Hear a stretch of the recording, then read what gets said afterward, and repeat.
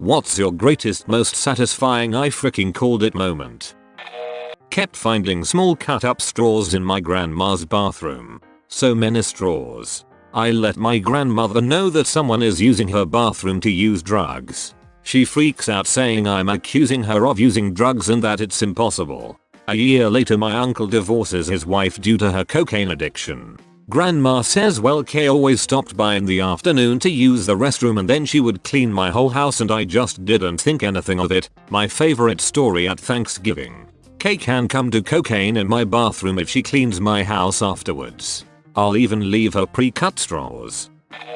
Dude at work had been complaining about his crazy girlfriend and her problems. 2 weeks later he is talking about how she is pregnant. In my head I'm thinking, she is going to lose the baby, because it isn't real. Sure enough, he comes in all sad about just over 2 more weeks later saying she had a miscarriage. Some time passed and he is complaining about her crazy antics again. She probably will end up pregnant for real though. Fake another pregnancy. Say don't need condoms cause already pregnancy and bam. Your friend is mega screwed. Mayo I did the same thing for a buddy. Crazy girl. She came to visit. We worked on the road. Had a huge fight, broke up. I told him she was gonna call back within 2 weeks pregnant and it's gonna be fake. Lo and behold it happens. He makes huge life decision, gets off the road, take a 5+ HR pay cut to be stable. A month later she's not pregnant and banging her ex, who would drop her off and pick her up at the airport when she came to visit. In high school my best friend's little sister, 16 at the time, brought home her new 18-year-old boyfriend from work to meet the family. I was over at the time and talked to him for a while, because we were the same age. After meeting him something was off. I got the impression that one, he was much older than claiming to, had been in jail. I wound up saying something to my friend, who told his parents and sister. Long story short, the family freaked out on my for spreading rumors that weren't true, telling me to mind my own business etc. 2 years later the sister comes home from a date with him and tears. He finally came out and admitted to her that one, he was 30, not the now 20 he was saying too. He had spent 2 years in prison, but refused to say for what. I was very quick to point out to the family how I called this years earlier and was basically shamed out of their house. Hardly a rumor if you only told the family out of caution. Eesh. Bro, what 30-year-old have you ever met that passes as 18? Laughs in Asian. At any social event. Cries in Asian.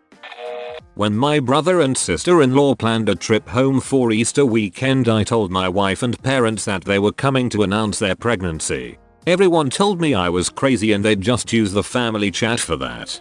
Cue Easter lunch on Saturday and my sil refuses a glass of wine and everyone guesses she's pregnant. Called it. My cousin swears it's my fault she has 5 kids. Every time she's been pregnant I called it before she knew. She says me saying it is what makes it take. I'm banned from asking her are you pregnant. My cousin swears it's my fault she has 5 kids. No tide rolling, I'm just really good at catching the first sparks of the glow. Keeping the family secrets in the family, eh? I mean, if she doesn't want to be pregnant, there are other ways around it that are better than don't let my cousin jinx me. My wife and I went to Red Lobster one day. My wife likes the shrimp and lobster pasta with Parmesan cheese. They sat her plate down. She got a weird look on her face. She told me it smelled weird. It smelled normal to me. I straight up asked her if she could be pregnant. Her eyes got wide as she starts doing some math in her head. We went afterwards and got a pregnancy test. Sure enough, she didn't even know yet. All because I remember some random tidbit about some food smelling off to pregnant women. It's so true though. I love bacon, but both pregnancies the smell of cooking bacon made me feel so sick. My sister now gets nauseated from the smell of microwave popcorn. Not all popcorn, just microwave. Boyfriend's best friend, let's call him John, started asking me for favors and texting me at odd hours of the night. Felt uneasy about John's actions and informed my boyfriend every time I was contacted as soon as it happened. I explained to boyfriend that John was acting suspiciously and making me uncomfortable, but I couldn't pinpoint why. Cut to a month or so later, John claims I cheated on my boyfriend with John. I frickin' knew it. Disclaimer. I didn't do it with John. Caught up with a high school friend on a university campus. Pretty quiet guy, subtle good looks, but never showed any interest in relationships. We were waiting for separate buses when he runs into one of his classmates, and she joins us in the bus line. We were having pretty good conversation, but I saw her eyes repeatedly flickering over to his face. Soon after, my bus pulled up, so I smiled and waved goodbye to my friend, and said to the girl, "It was great meeting you. I'm sure I'll see you a lot more in the future." She looked puzzled, but smiled and waved back. They're in a common law marriage now, and getting officially married next year. And they've been valuable friends to my fiance and I for the last 6 years. I liked seeing stuff like this back when I worked at Starbucks. You could just tell when people were on a first date and it was going well. I met my girlfriend of 3 years in line at Starbucks, bought her drink and sat down and chatted for 30ish minutes before I realized I left work for just a coffee. How do you people have the courage to talk to strangers in public like this? I have no problem flirting when I'm interacting for a reason like a transaction or talking about something we're both watching happen. But if I don't have a natural into a conversation, I can't bring myself to talk to people. I don't even know how to start to deal with that. How do you break the ice when you have no official reason to start talking to a stranger? When I was in 6th grade, I became friends with a couple other girls in my neighborhood. We each had completely different backgrounds, but we just clicked. For years, we three did all the things good friends do. The only thing I, personally, didn't like was to stay over at the house of one of these girls. I'll call her Brianna. I'd sleep over at the other girl's house. They could sleep at mine, but I always came up with an excuse not to stay at Brianna's. She started to get her feelings hurt, but I ignored it. Then when we were all about 16, somebody got a hold of liquor, and we all sat around drinking. Being drunk, we got into a little debate about who is better friends with who, and I was somehow accused of not liking Brianna as much as the other friend, because I wouldn't spend much time at her house. Since I had zero filter at that moment, I blurted out, "Brianna, it isn't you. It's your dad. He's a child molester. I can tell just by looking at him." As soon as I said it, everything changed. I apologized. That didn't work, of course. Both of my best girlfriends dumped me that day. I still had a solid best friend, but I had to get myself a new group for sure. Also, they started bullying me a bit, but I just took it because of the horrible thing I said about Brianna's dad. I felt super guilty. 3 years later, I was out of high school, living with my best friend who was still friends with Brianna. I got home from class and there was Brianna sitting on the living room couch. It was so uncomfortable. I decided to try to apologize again.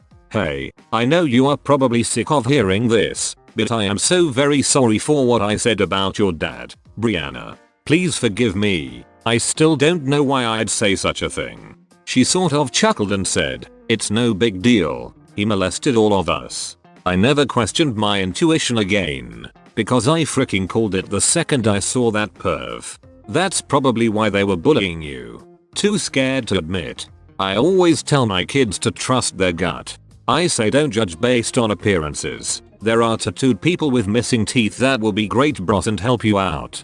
And there are clean cut people that will steal from you. But if you ever have a bad feeling about someone, follow it. Maybe it's your subconscious picking up on body language or something, but always follow your gut. Listen to some podcast about self-defense and a line stuck with me. Your intuition may be wrong, but it's always based on something and it's always looking out for you, so trust it. Exactly. When I was at my first tech school, there was this very clean-cut looking guy, as honestly, 99% of the guys look in the military. I just did not like him. Later, during tech school, he got busted for giving an underage girl alcohol. He got booted from the military after being arrested for drugs 6 months at his first duty station. When I was in Maryland for my second tech school, me and a classmate went to get tattoos. This scary as frick super tattooed goth guy comes in, looking like he wanted to sacrifice a baby to Satan. Yet me and my classmate for some reason felt at ease around him. Started talking to him. Turns out he was a coach for the Special Olympics. He said the kids love his tattoos because they always feel different and sometimes people act weird around them. But because of his tattoos, they knew he was different too, and people act weird around him as well. Apparently his athletes had better confidence because he was so scary looking. They knew no one would make fun of them, which was a fear many of them had when they were starting out competing. That second story reminds me of my friend. Tattooed up, facial tattoos, the works. Has the worst case of resting itch face you've ever seen. Even his happy face still looks like he's about to stab someone. It doesn't help that he's covered in scars. The dude lucked into inheriting a fat wad of cash, so now he spends all his time volunteering with the homeless, with animals, and he's honestly the softest guy I know. He cried when he ran over a rabbit in his car. His scars are mostly from fights in bars and clubs, because he's such a scary looking fricker. Drunk guys always want to prove how manly they are and fight him. He never even fights back.